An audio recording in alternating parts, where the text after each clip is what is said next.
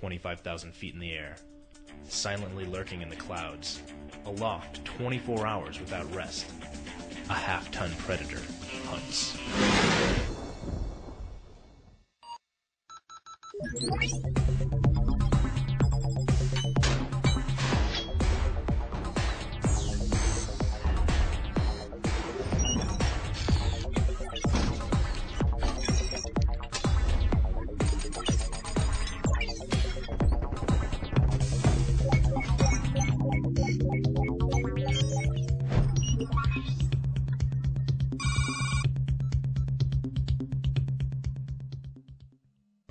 The Air Force's Predator system, its unmanned reconnaissance and strike plane, hunts enemies covertly from the sky, attacks on commands received by satellite, collects reconnaissance for ground troops through remote sensing, and removes enemy leadership with precise, geographic target information.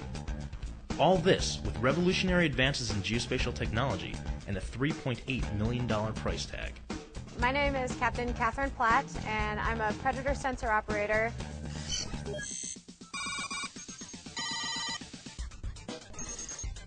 A Predator system is comprised of 4 aircraft, 1 Predator primary satellite link, the PPSL. This is our primary link, of course, to the satellites. KU-band SATCOM. The ground control station basically looks like the back of a semi-bed, no windows, a pilot and a sensor operator, pilot on the left, sensor operator on the right, and they fly the aircraft from here. My name is Major Clayton Marshall. I'm an instructor pilot here in the Predator. I've been flying the aircraft for about 2 years now.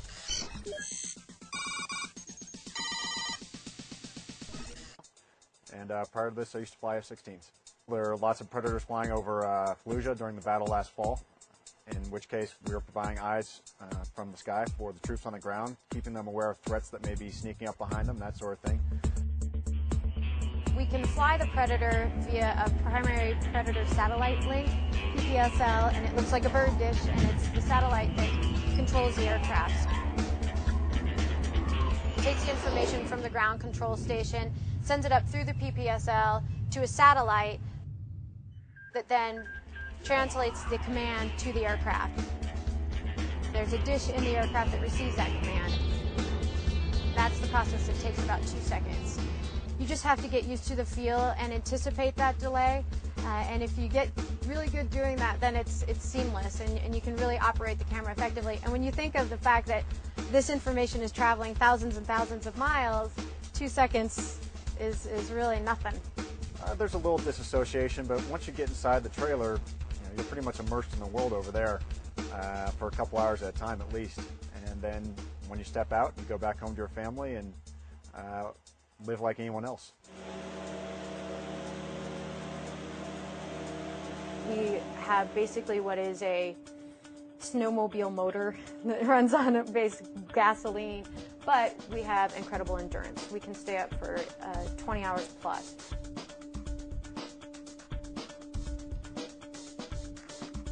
We are now flying 5 to 8 hour shifts because of the demand for Predator and the lack of pilots and sensor operators.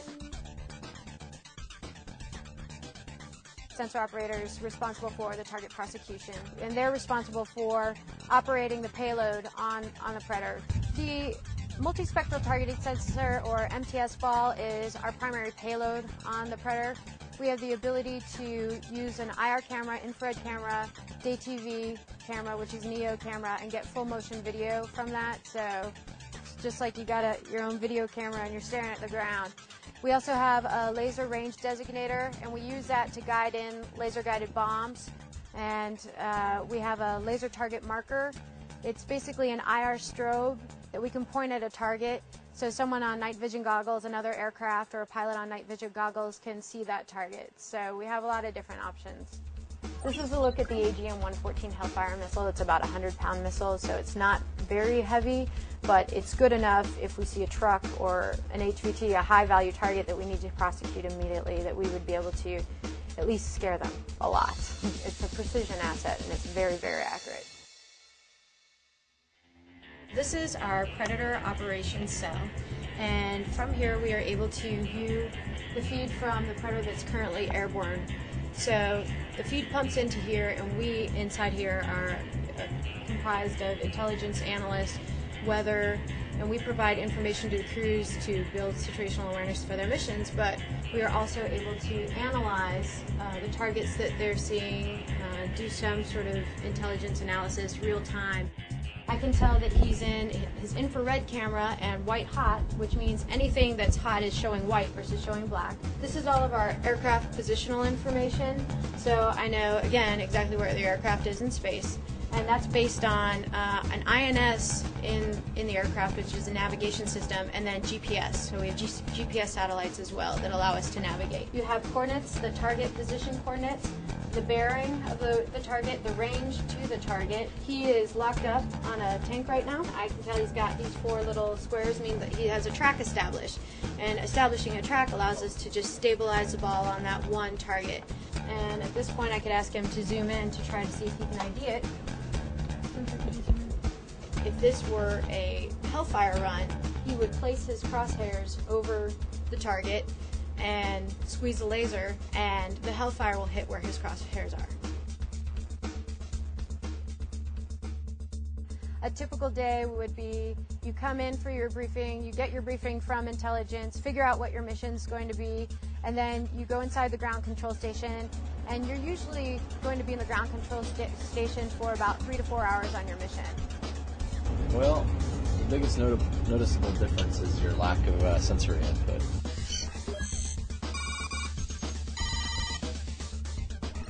So, flying a Predator versus other aircraft, you don't hear the engine, you don't feel the aircraft move, you don't feel the buffeting from the wind or the turbulence.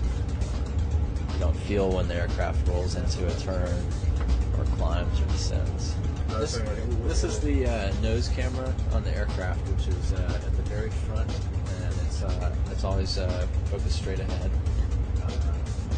It will give it's the normal pilot camera to have up during takeoff and landings.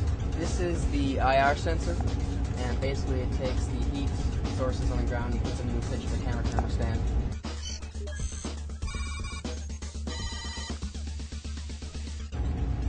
Currently we're looking at white hot, so all the white objects on the screen are hot, and the picture's kind of fuzzy because it's like 8 miles away.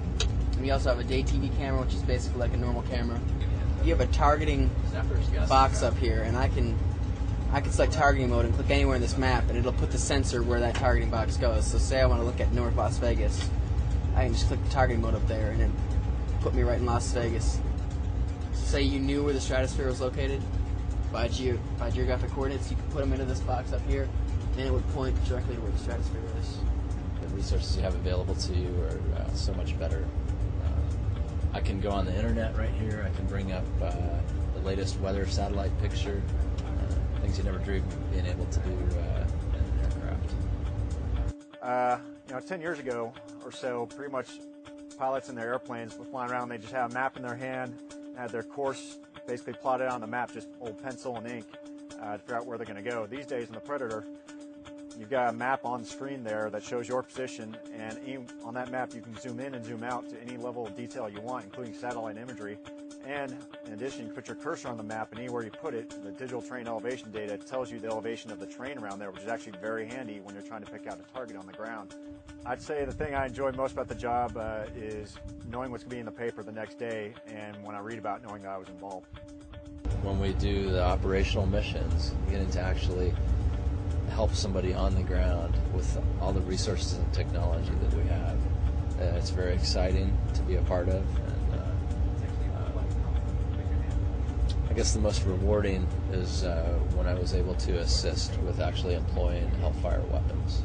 You're watching the forces, and you can see them, and you can see details, and you can break out people, and you can tell a Humvee from a regular truck. So you know it's our guys, and you do definitely get the sense that you are sort of a guardian angel. You're like an eye in the sky for them. You're sort of their third eye, if you will, and that's a really good feeling because I think most of us really respect what they do on the ground, and the ability to directly support them we consider it a privilege. The military's high demand for the Predator has paved the way for further development in remotely piloted aircraft. The next generation Predator MQ-9 will be 4.5 times heavier, twice as fast, and with a more robust payload than the original version. Predator's ability to capture real-time aerial imagery has revolutionized warfare and will continue to inform military planners and protect troops into the future.